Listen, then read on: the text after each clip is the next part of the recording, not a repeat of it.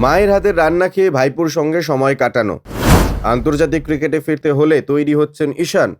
ভারতীয় দলের বাইরে থাকা ক্রিকেটারদের রঞ্জিতে নামার নির্দেশ দিয়েছিলেন বিসিসিআই, কিন্তু তারপরেও ঝাড়খণ্ডের হয়ে গ্রুপ পর্বের শেষ ম্যাচে মাঠে নামেননি ঈশান কিষান।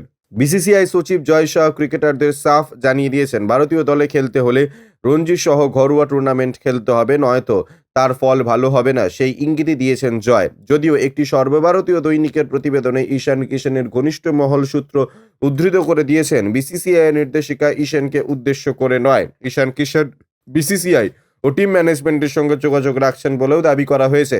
ঈশান কিষান বিশ্বকাপের ফাইনালের হারের পর মানসিকভাবে বিধ্বস্ত হয়ে পড়েন। সে কারণে বিশ্বকাপের পরই সাময়িক বিরতি নিতে চেয়েছিলেন, কিন্তু বিসিসিআই এর কথা মেনে কয়েকটি ম্যাচ খেলেন। জোর করে খেললেও মানসিক ক্লান্তি গ্রাস করেছিল, সেই কারণে তিনি দক্ষিণ আফ্রিকা সফরের মাঝপথে সরে দাঁড়ান বলে দাবি করা হয়েছে। তবে ছুটিতে থাকলেও ঈশান কিষান বিসিসিআই ও টিম ম্যানেজমেন্টের কথা মতো ট্রেনিং ও ব্যাটিং টেকনিকের উন্নতির প্রয়াস চালিয়ে যাচ্ছেন। দক্ষিণ আফ্রিকায় লোকেশ রাহুলকে একাদশে নেওয়ার কারণ হিসেবে যা ঈশানকে বলা হয়েছিল, সেই মতো নিজেকে আরও উন্নত করতে চান তিনি। Bureau report, U J news.